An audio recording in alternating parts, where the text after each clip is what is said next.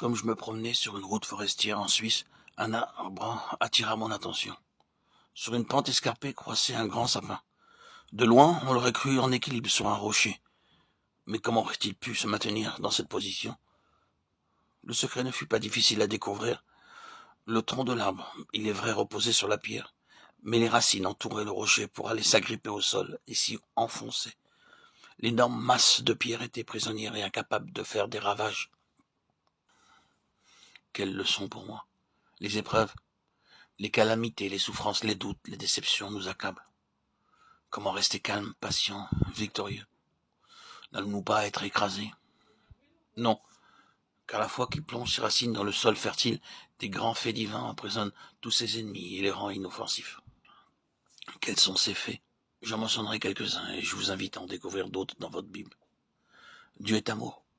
Celui qui n'aime pas n'a pas connu Dieu, car Dieu est amour. 1 Jean 4,8.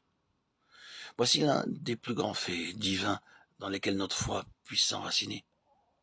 Parfois, il nous semble que Dieu nous a oubliés, que son châtiment est trop sévère, qu'il ne veut plus ni nous voir, ni nous entendre.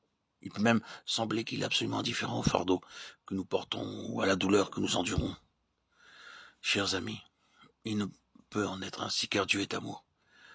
Et l'amour de Dieu rayonne toujours, comme rayonne le soleil, que vous le sentiez ou non. Une Chinoise vint me voir pour me demander comment elle pourrait gagner à Christ sa mère, bouddhiste, convaincue, pour laquelle elle prie depuis des années, et dont le cœur semblait s'endurcir de plus en plus. Je regardais le visage de mon interlocutrice et j'y vis de l'endurcissement et de la rébellion. Je lui posai quelques questions, elle fondit en larmes. Dieu est injuste, me dit-elle avec violence. Il ne me traite pas bien. D'autres mères gardent leurs enfants. Moi, j'ai perdu mes 5 fils l'un après l'autre. Le dernier, un bébé, est mort il y a 1 mois. Dieu est injuste. Pendant quelques minutes, nous pleurâmes ensemble, puis nous parlâmes de l'amour de Dieu. C'est par amour que Dieu lui avait donné ses 5 fils.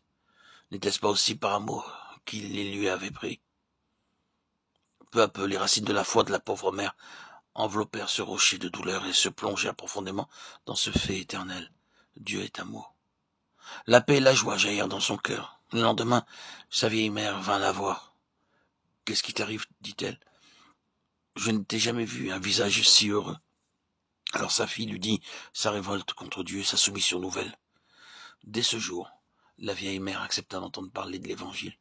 Et quelques semaines plus tard, elle aussi reçut Christ comme son sauveur. La grâce de Dieu est suffisante. Il m'a dit, ma grâce te suffit, car ma puissance s'accomplit dans la faiblesse. Je me glorifierai donc bien plus volontiers de mes faiblesses, afin que la puissance de Dieu repose sur moi. 2 Corinthiens 12,9. Dieu n'a jamais promis que le chrétien échapperait aux tentations et aux épreuves de la vie, mais il a promis qu'avec la tentation, il préparerait le moyen d'en sortir, et qu'avec l'épreuve, il enverrait la force de la soutenir. Plus grande est notre faiblesse, plus manifeste est sa puissance. Pensez aux rochers qui ont encombré la vie de Paul. Il fut battu, lapidé, il fit naufrage, et souffrit les périls de la persécution.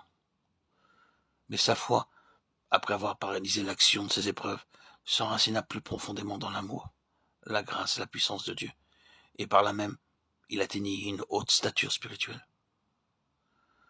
Ce que le Christ glorifié fit pour Paul, il est prêt à le faire pour vous et pour moi.